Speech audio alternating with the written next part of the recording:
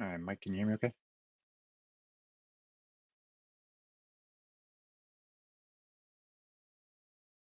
Maybe this is on my end. I can't hear anything in Discord. There we go. Okay. No, it was on my end. I had Discord muted, so I don't get the notifications during the stream.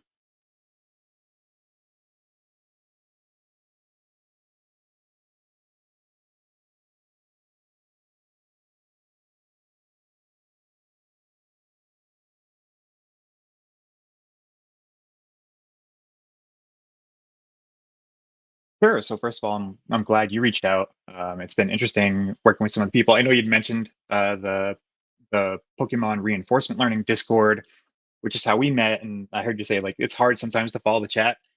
That's definitely true because there is a group that is kind of working together on their own version of the project, and then there's some of us that is um, kind of going through this from Peter's original video and trying to pick up that code. So um,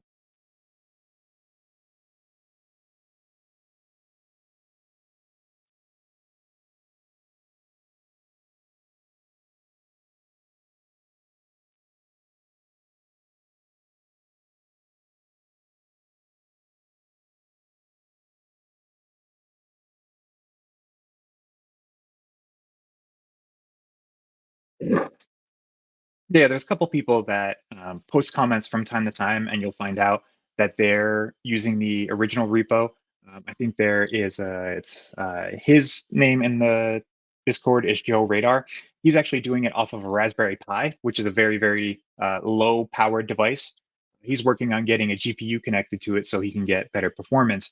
But I know he's working off of Peter's original repo as well.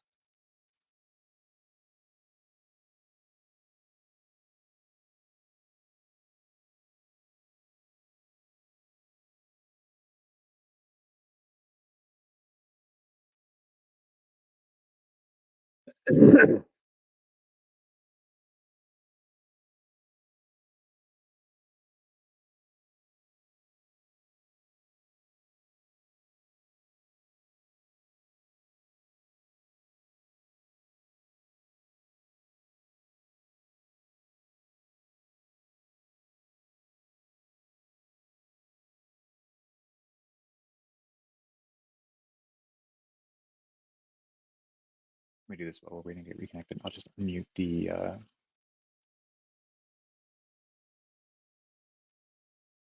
Yeah, you can still hear me, right? I think you just used the tab that a Discord call and then it, I guess, closes it out.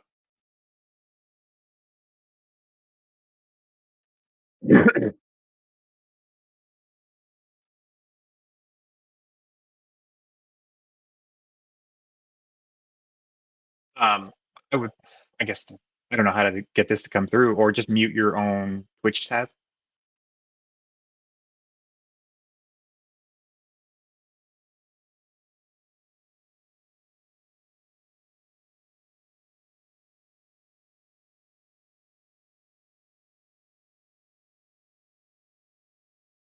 That's all good.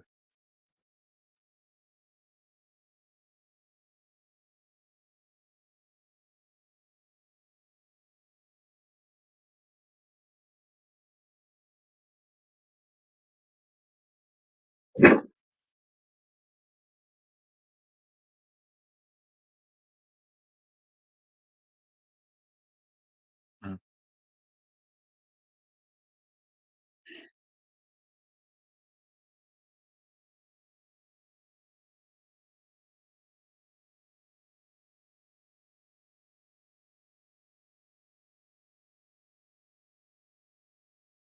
mm.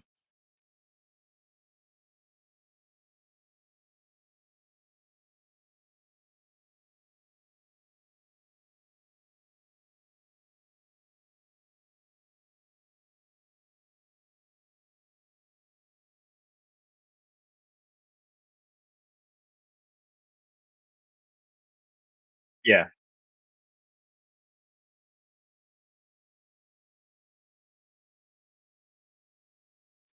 yeah. So I didn't even know about the puffer lib until I was probably already a week or so in. on my end with the work, as I had seen Peter's original YouTube video, picked up the GitHub repo from there, and then started work on that. And then when I saw their stuff, I honestly had no idea where to begin with what they're doing. Like, there's a group of them that are working through their own experiments. They've got like server boxes up and running. That it's like they've got a ton of resources, and you'll see when they're training stuff that they've got so many uh, of their bots running at the same time. Whereas like I'm just running off of a laptop with a GPU in it, so I've only got 12 to 24 agents depending on if I'm streaming at the time or not.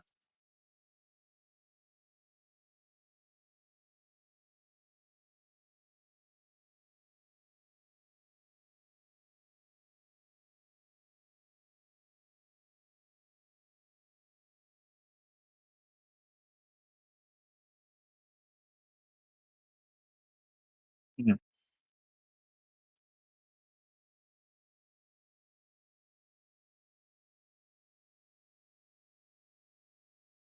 mhm.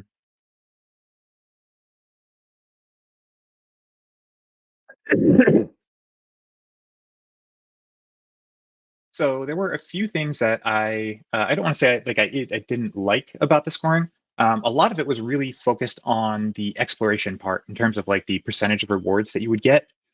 And so that would move around the map a lot.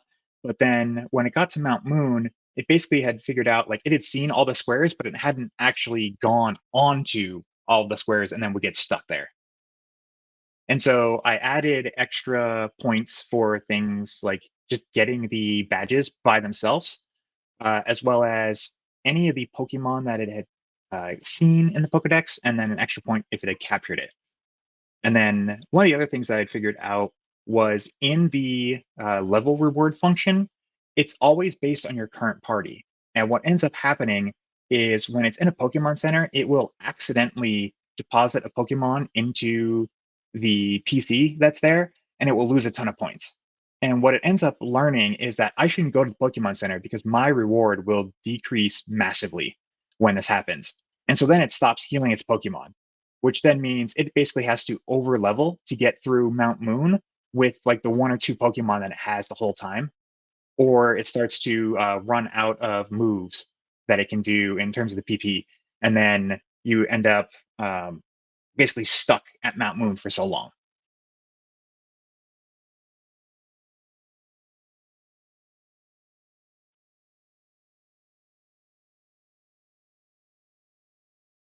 It was only after making the changes that I had gotten through. I had let it go. It was the original checkpoint. I think already had like 100 million steps on it. I had let it go for 2 or 3 days as well, and then it wouldn't ever make it through there. It seemed like it would get almost to that last map section before it starts kind of backtracking a little bit through those final steps to get out, but it would never actually complete Mount Moon. And then it's like once it had figured out the way through, it would then start getting all the increased rewards for the events that come afterwards, and then eventually the gym.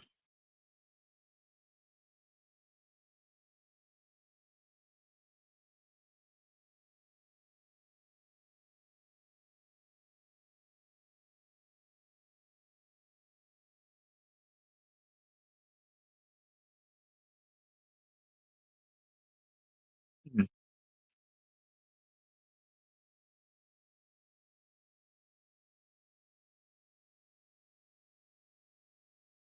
mhm.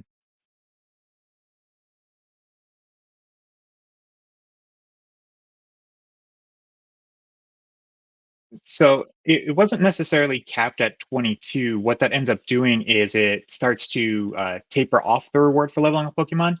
The idea here is to encourage it to quickly move out of Professor Oak's place at the beginning. So stop like exploring the town, go start leveling up your Pokemon. And then you're going to get rewards for fighting all the trainers along the way. So every trainer that you beat is an event in the event JSON. And then it would start getting points that way. And otherwise, what would happen is after a while, it would just farm out the levels for your Pokemon in the party, not actually like increasing progress in the game.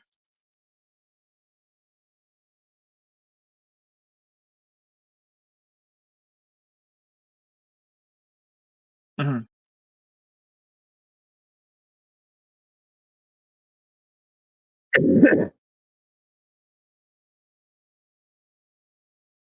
I think that was one part of it because I had done a few changes that day. I had added the badge reward as a separate reward function. So I was giving it 10 points for each badge that it had attained. So what it had started doing was instead of spending the beginning of the game just kind of poking its way around and collecting the event rewards, it would almost rush its way to Brock's gym. And so on the ones that it came later, within 12,000 steps, most, if not all of the agents had already beaten Brock's gym, which then would let it get more time to go into Mount Moon before it would restart. And then eventually it got through the Mount Moon section because the level changes had come in and it was fine with going to the Pokemon Center that was there and healing. So the first couple times through, it would explore that a lot of that first floor of Mount Moon, go back to the Pokemon Center, heal, and then continue trying to make its progress now that a lot of those trainer fights were out of the way.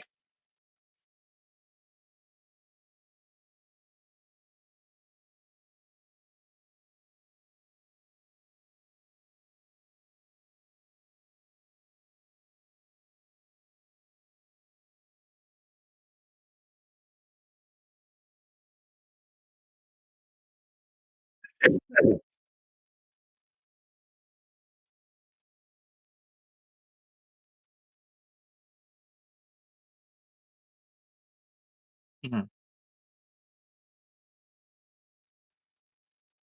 There's not necessarily anything wrong with that. The only concern is that you reward the first one to the objective, but you may not have learned the best way to get to that objective overall. So what they're doing is essentially the first one who completes I think it's like one of the major events that they have in their list, all of them then get that same save state. So then they more or less start appearing there and then continuing on. And there's nothing wrong with that if your goal is purely like to get through the game.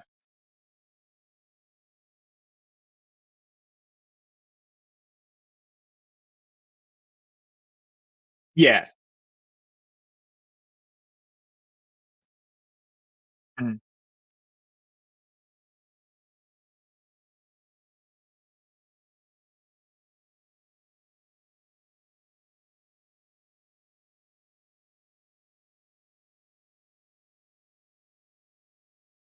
Yeah, so you can think of it as they've created certain checkpoints along the way to essentially save the process that it learned to get there for that specific agent. And then once that's hit, all the ones who are not there get loaded with that save state. So essentially, they more or less will swarm that point of the map all at once. And then from there, it continues to try and learn.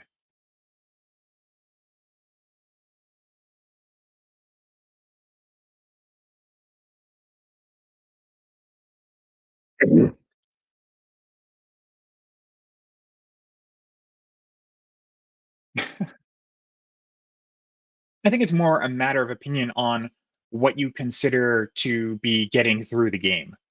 So if you're trying to have an AI start from the very beginning of the game and learn the path all the way through, what this is doing is it's basically doing all the trimming along the way, but only with the one that gets there first. So it won't go from the beginning of the game to the end of the game on its own. It will have kind of learned this singular path that had successfully made it through. And what happens is that will complete the objective of completing the game, but it won't end up optimizing anything at the end of it because you have essentially think of it like a tree, right? And you've got all these different branches, but you only kept that single trunk that went up and not any of the other branches along the way. So you don't necessarily know which way or which is the best way to get to the sunlight.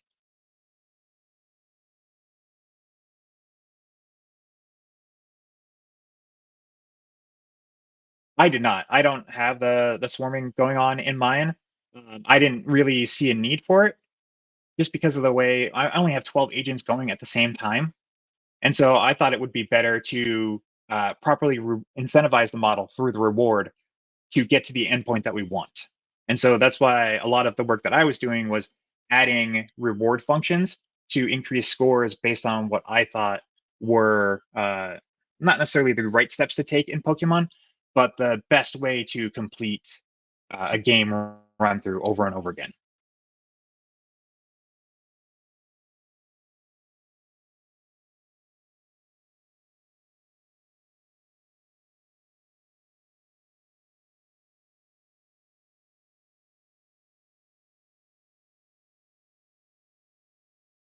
No, only thing I'd been using was the local tensor board, and then checking it there. And honestly, because I have it, you can see the reward function as it goes through each of the steps on the one that I have. So I'm just kind of checking progress there versus ones that are completed.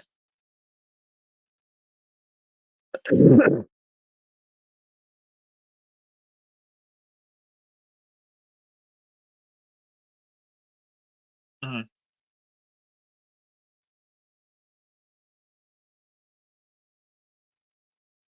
mhm.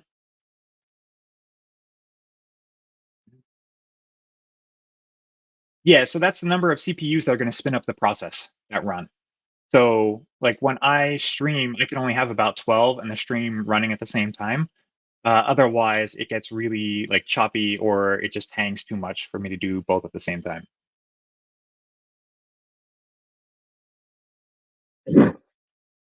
Correct. Yeah.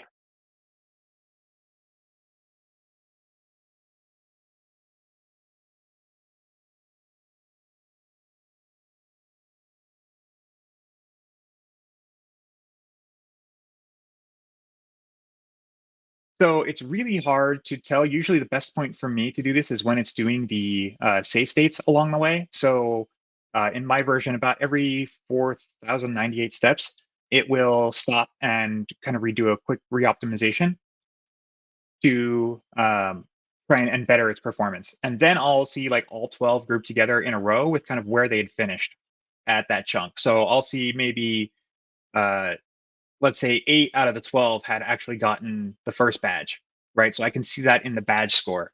I can see like the number of deaths that they have based on that, and just kind of get an idea of where they're at in the run. And then there is the GitHub IO, so you can kind of see them moving around on the map and get an idea of where they are and the things they're encountering. And then there's the screenshots that it takes along the way, where if I'm like, oh, why are they like hanging around the Pokemon Center like they were the other night? And then I realized they're talking to the guy who trades them the Magikarp because that was a huge reward boost for getting Magikarp.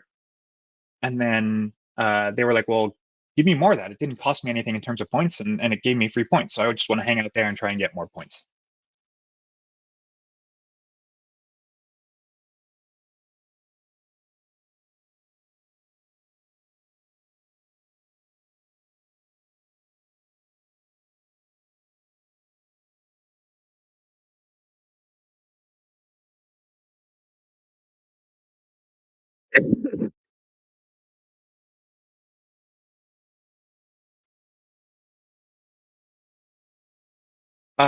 So I don't actually have like my own GitHub repo set up yet. I was working on that during the day today.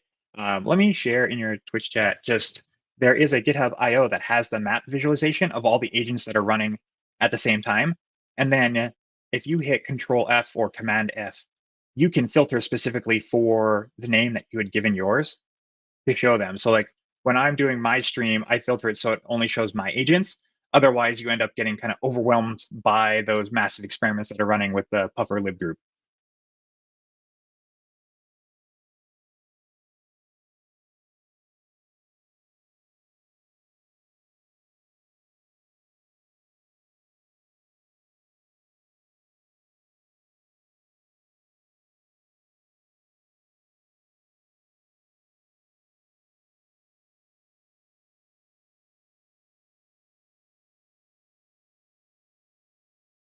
No, I'm still there.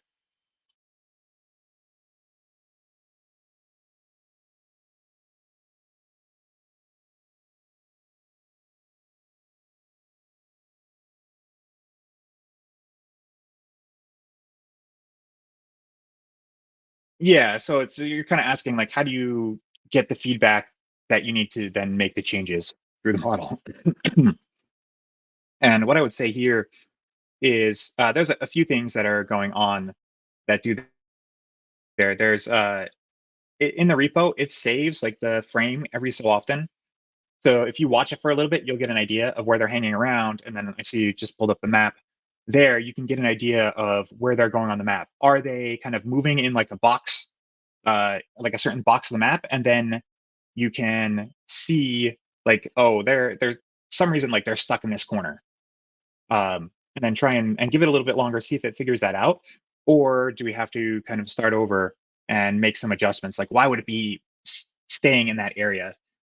I have like the screenshots before I had my stream last night on making changes, where it was all the agents were sitting in the Mount Moon Pokemon Center right next to that dude who trades in the Magikarp. And I was like, what? Why are they sitting there? And because I had forgotten that that was there. Like, why are they sitting just, they're not at the PC, they're not healing their Pokemon. They're just constantly talking to that guy. Like I have, all 12 of them doing the same thing. And that's when I'd realized the way I had set it up is because they had gotten to Mount Moon so quickly, they hadn't fully capped out the level score before it tapers off. And in the event log, there is a, there's an event for trading for Magikarp. And then because I had also added bonus for seen Pokemon and captured Pokemon, it was like all of a sudden it would get this huge boost on the same level as completing a gym in terms of the reward. And so it was like going there to try and get more and more of the reward because that's all that the model cares about is increasing its reward because that's how it knows it's progressing. So its ultimate goal is to try and get the largest reward possible. So as you add more things in, now you have to kind of work with the interactions between those reward functions.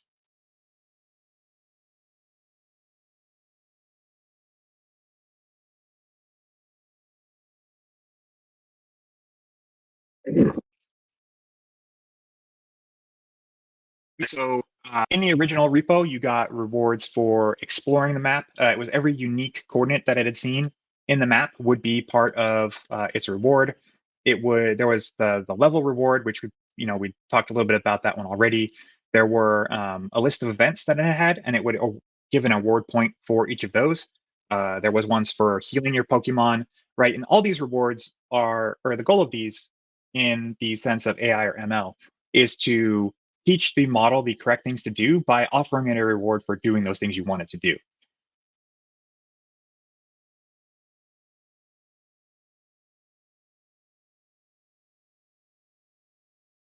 Mhm.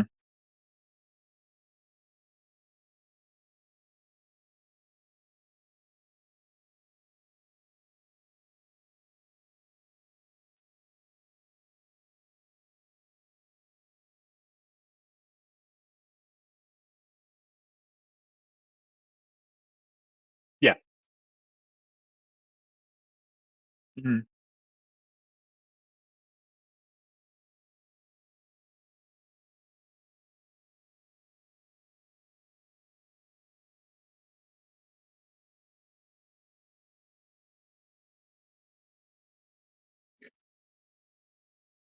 Yeah, I think this comes from kind of the differences of the background. My background is more in the AI ML space, where it's like when you're doing software engineering tests, you get the feedback almost instantly. Like that is the point of the test that you build here. But you do have to kind of let the process run for a little bit and see if it's reacting the way you want it to. And this is why when you're developing in the AI ML space, sometimes you can spend like a day or two going down a completely wrong track, and not necessarily that it was wrong in terms of the original idea, but in terms of the actual outcome that you're getting from going down that track.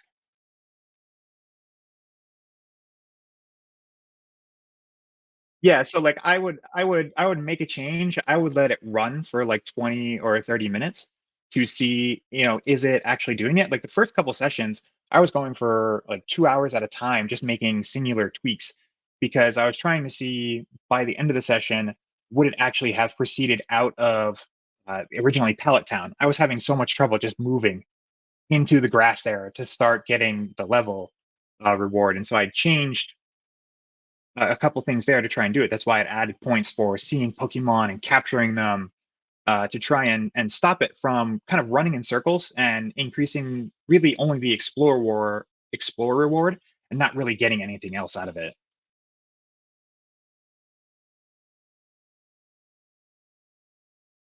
Mhm.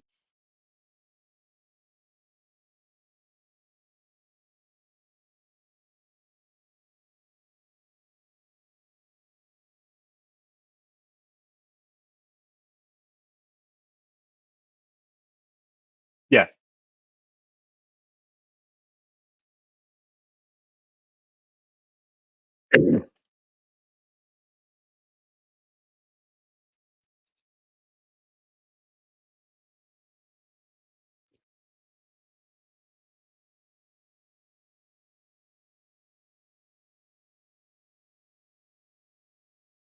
Yeah. So in those first couple, I was waiting longer because I thought, okay, it's my first time really working with the repo. Maybe this is just something that I'm not doing correctly, or it just needs kind of time to get up that ramp initially.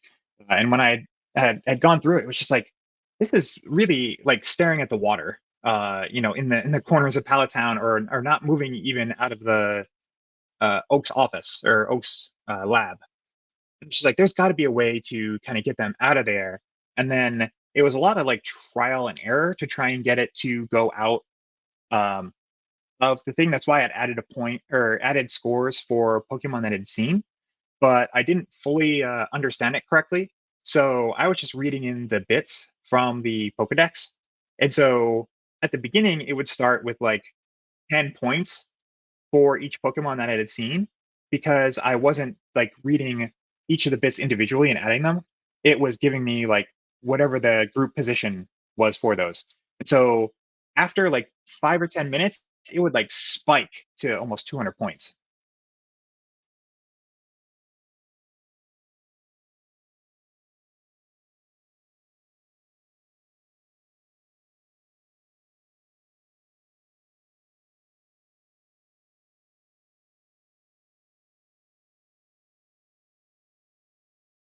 Mhm,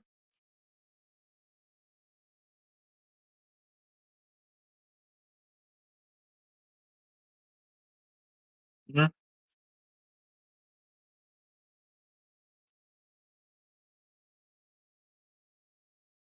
sure.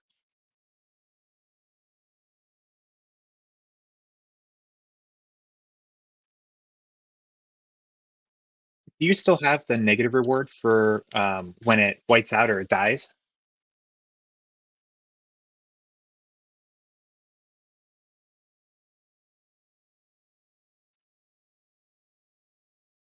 Sorry, I had another coughing. Yeah, I had another coughing outburst. Um, I still leave the whiteout function there, but in general, I think what it's trying to do is because there are so many encounters as well as um, the trainer battles along the way, that depending on what level your Pokemon are at, if it's not like steamrolling through those, it wants to go out to the Pokemon Center to heal. Otherwise, it's going to keep fainting and get a negative score increase, right? Which is what it will really try to avoid. It would almost be better to have no indicator on whether it's dead, just so that it doesn't learn what that interaction is and is really focused on getting through it, right? Because there's a difference between gaining reward, no reward, and losing reward.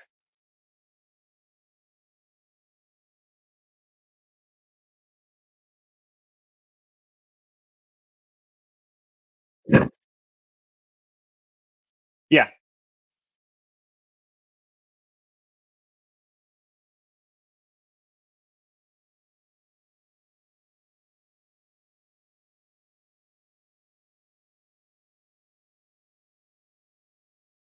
yeah, because that's where I'm running into now, and why it's not proceeding further for me is that it went back to try and optimize the path from the beginning of the game, and it was rushing to Mount Moon too quickly, and so it would then start to die a lot as it was trying to progress through, and so then it started hanging around in Pewter City for a long time of just trying to do anything else to gain reward rather than actually trying to continue through the path. Mhm.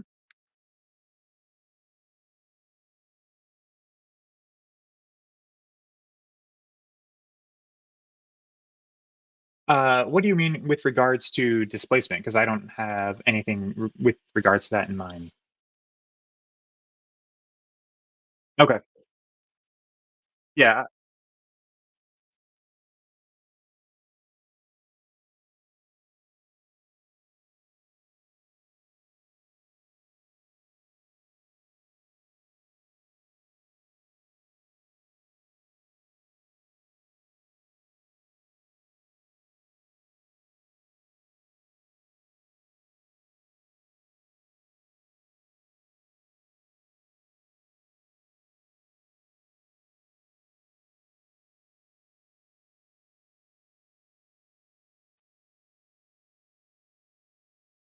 So every time it completes its step cycle, it was writing output, creating basically those checkpoints to there. So as long as it had completed that, it automatically had saved those there. So for me, like right now, I'm running. It's almost about a million steps per one, so it's not too long to get to there, but it still accumulates. And then I just used the checkpoint that I had found that had made it to Cerulean.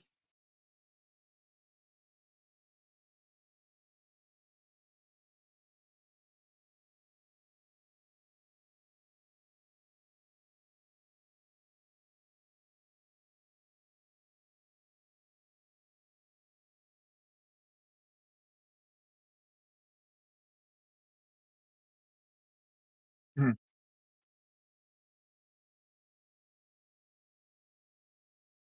The Yeah, so I understand the question then. And in reinforcement learning, you only want to use negative scores for things that you absolutely do not want it to do.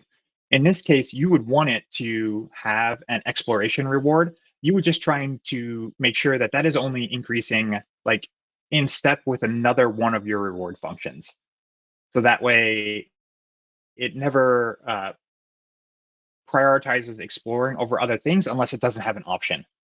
So, like right now, I have it that the events along the way are multiplied by 3. So that way, every trainer battle then is like 3 points for it, plus whatever it gets from leveling, or if it sees new Pokemon in those trainer battles.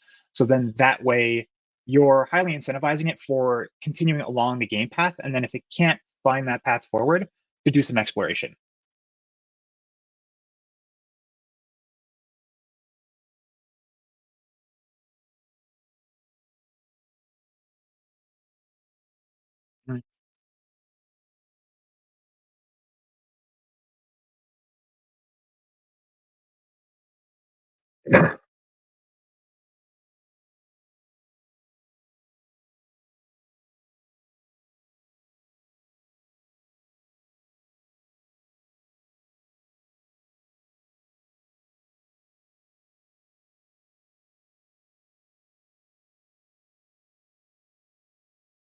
I think this is because it's more about the exploration, is randomly the way to the destination. Whereas I feel like a lot of Q learning, you already have to have um, some like or not. You have to have your AI or ML has to already have some understanding of what it's trying to accomplish.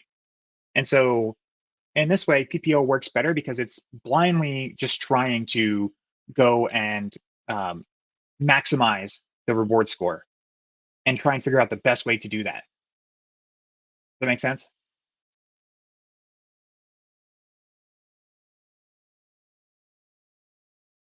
Mhm.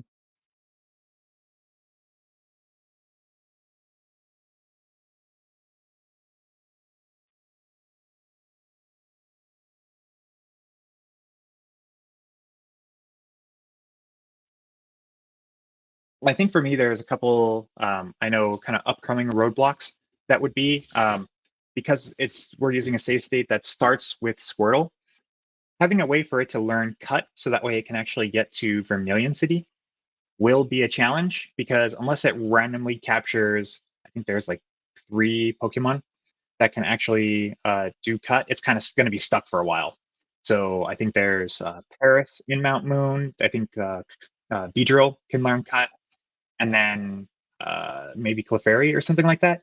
And it hasn't really done a lot of capturing Pokemon. So when it tries to cut that bush in Cerulean City to but then go down to Vermilion, it's not going to have that as an option. It's going to be stuck for a while.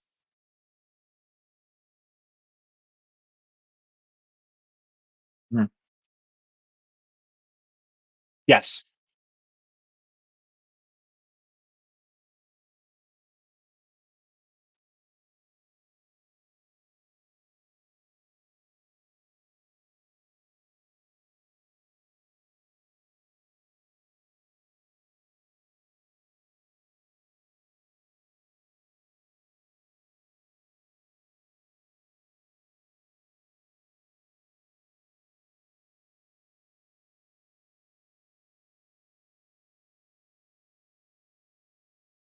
I only get the tensor logs when they output along the way. So every time it does like the recalculation, it will update there. And then like I was looking at them myself because I hadn't really paid much attention to them before with what they're doing. And what I'm seeing is like from my runs last night, it seems like it tried to optimize more for not dying, and then it basically had stopped exploring the map more.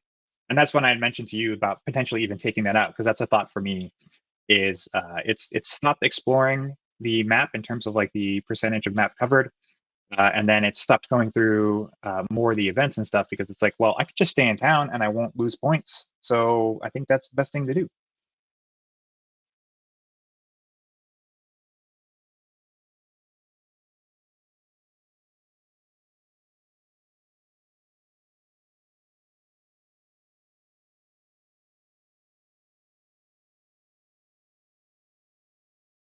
No problem. And if you have any questions, feel free to reach out. I know for your audience, I'm usually streaming in the evenings Eastern time, which is a time when you're off. So if y'all aren't busy, feel free to drop by, and then I'll hop in and out of chat throughout the day because these are during my working hours. But if I see anything, I'll be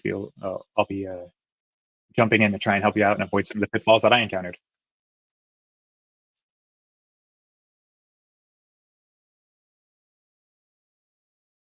Yeah, yeah. So I typically will stream between like 9 and 11 p.m. Eastern to make the actual updates, and then I bring it down for a couple minutes and set it up so that way it can run just the training part, so people can see how it's actually making the progress if they wanted to see that. And then yeah, because like right now I'm basically stuck from last night. So I had most of the success initially, if I look at it at the beginning of the evening, and then like I said, it had started to learn to I don't want to have as much deaths anymore, so I'm going to stay in the towns and kind of hover in the corners and maximize my explore rewards.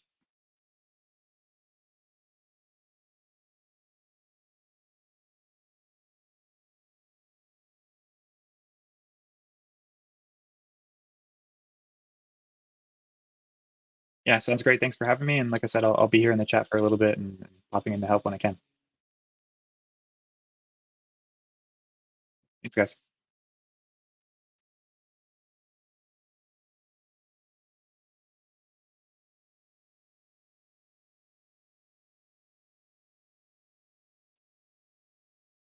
All right. So then, with that in mind, like I said, the goal here is to decrease or not decrease, just we're going to remove the negative reward for when it faints.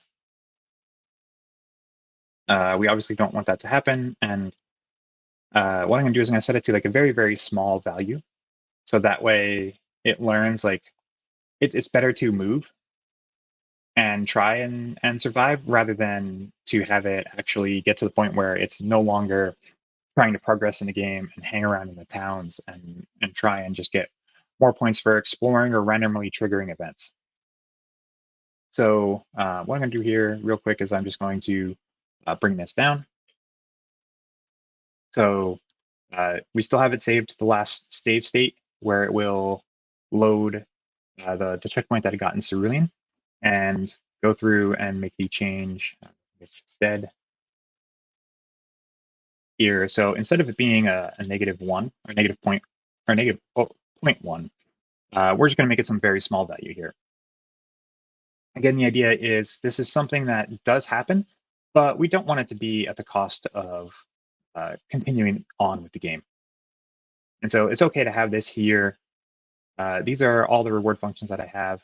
I had decreased this last night from 4 to 3, and it may be worthwhile to tick this back up because we had also increased the exploration reward here to be almost double of what it was before.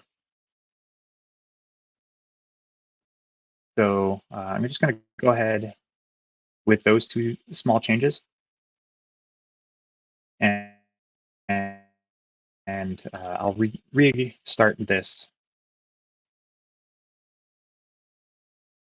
And then once it kicks off, I can quickly pull that up. And then these were the tensor boards where this was the last run from last night. Let me pull this up right here.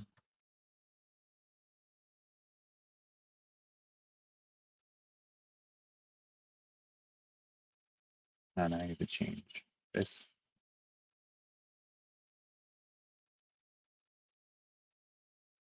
So what was happening was it just basically had stopped moving around the map. In one version, it had actually done quite a bit of the exploration.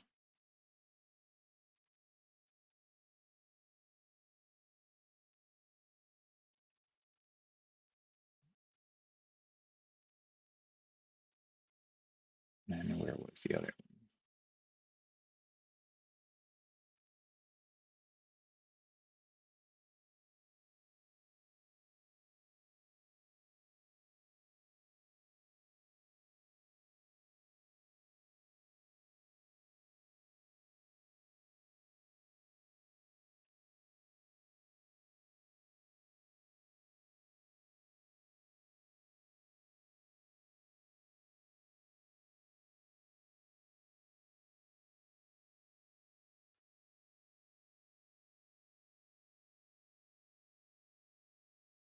We minimize the amount of deaths, and then it would kind of plateau off. And so that's why I made the changes that I wanted to do. It looks like it's finishing the setup here. We're off. Now we should see our guys appear here on the map momentarily.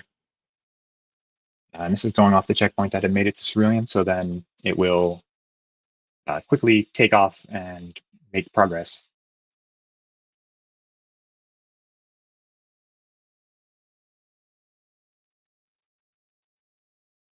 And you can see here the event rewards are jumping pretty quickly.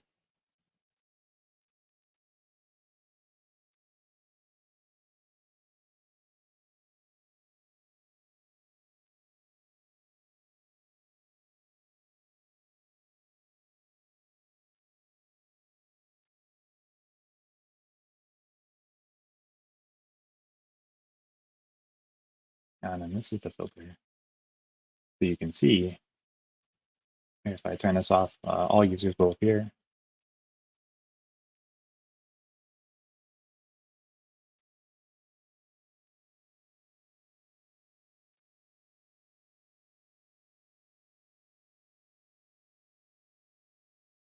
There we go. We already have a few who are beelining it through, and then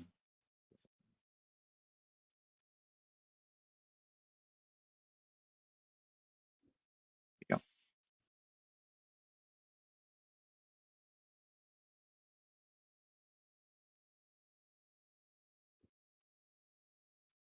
You'll see we're quickly going through.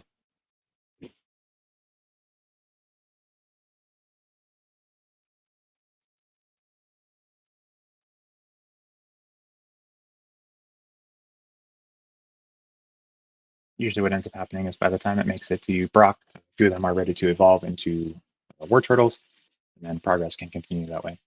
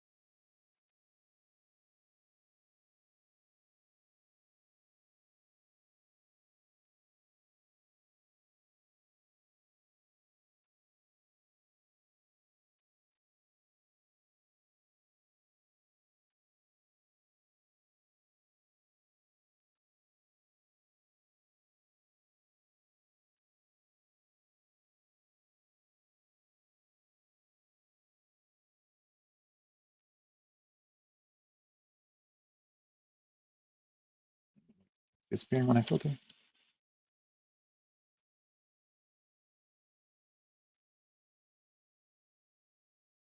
so we can also see here.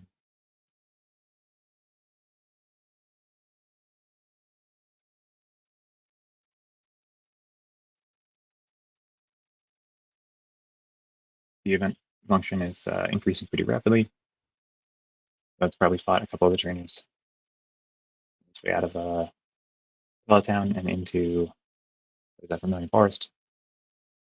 And then we do see a few have captured Pokemon as well, which then bumps up the level reward. So these kind of feed nicely into one another, right? Reward will be the Explorer reward will be the lowest of its priorities.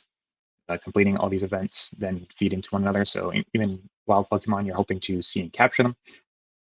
Events which include these trainer battles will also increase the scene score as well as the level score more dramatically. Healing here along the way.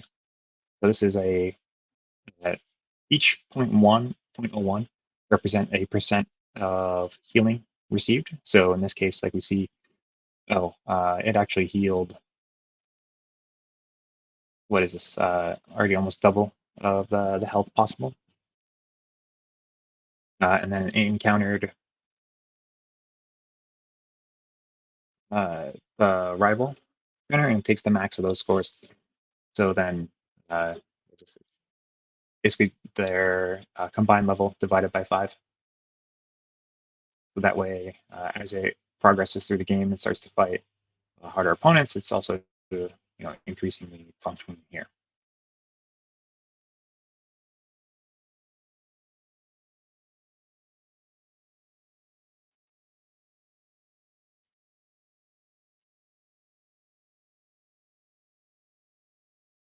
So we've got 2 changes today. We're going to change the event score here, and then changing this to a very small but positive number. So that way, hopefully we stop it from the progress where it ends up going essentially backwards and hanging out in the town rather than going through. So what I'll do here is I'll pause this, or we'll let this run just to make sure we're getting to Brock by that 12,000 step mark. See one here, a couple others here, some decent levels, working their way through. And like I said, last night by the, what was that, the 12,000 step mark, everyone had gotten through Brock. So we're hoping we're having kind of the same success here with the same checkpoint file.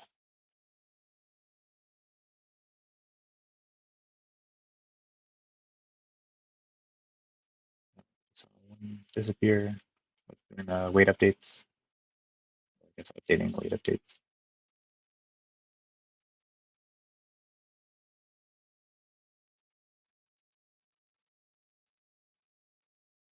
How many environments overall? Oh, only 75 on here, so not I guess 88 once mine connects. Overall, not too many. And we can kind of see some of their progress here.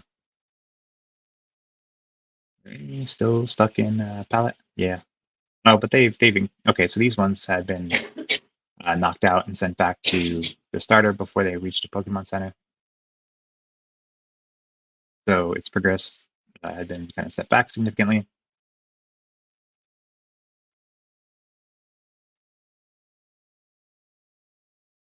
Okay, maybe we increase this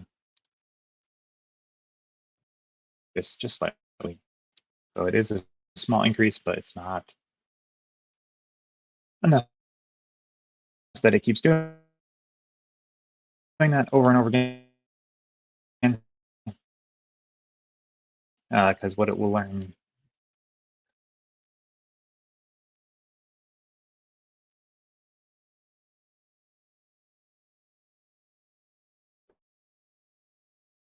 for about 7,000. A couple of these I've already seen double digit Pokemon, which is,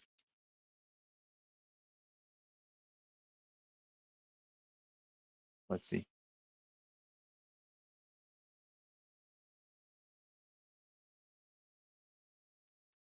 I was hoping that they could get the Brock, and then I would stop the stream for now and then come back online this evening at my usual time.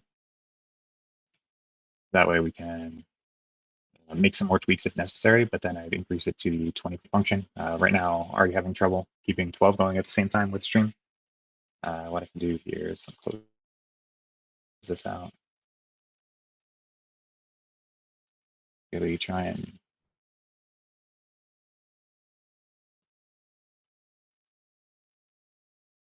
close anything.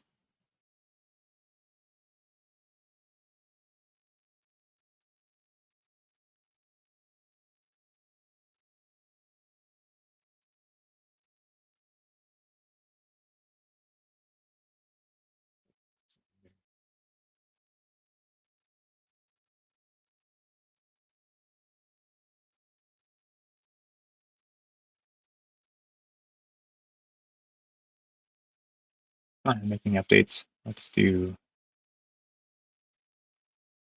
which session.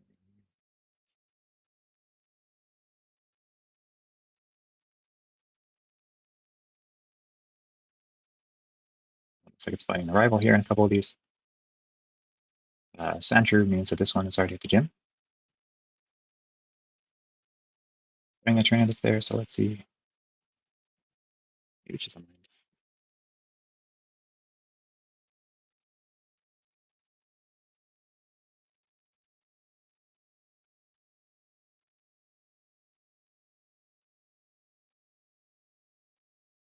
Close the sensor boards too.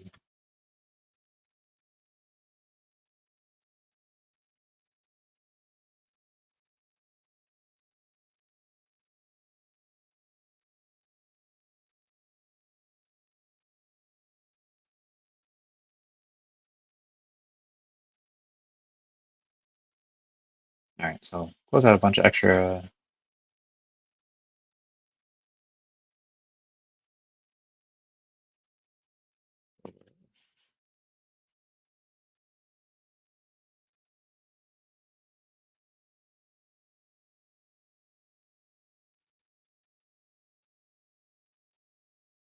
See someone fighting a rival fight. It looks like it finished.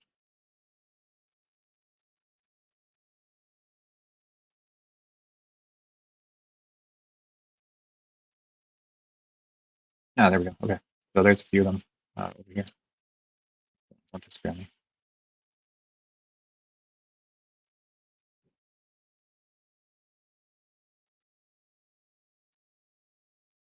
A couple of them in the first town.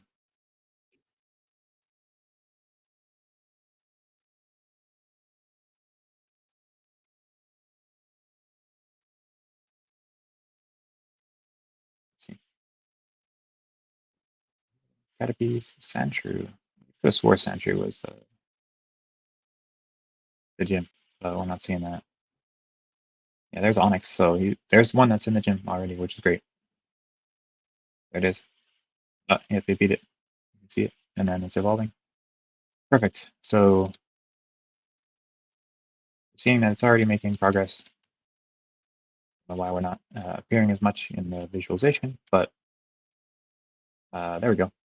Another one's right there on the doorstep. working their way through quickly. A bunch of them in Vermilion Forest working their way through. So overall, it's still progressing the way that we wanted to.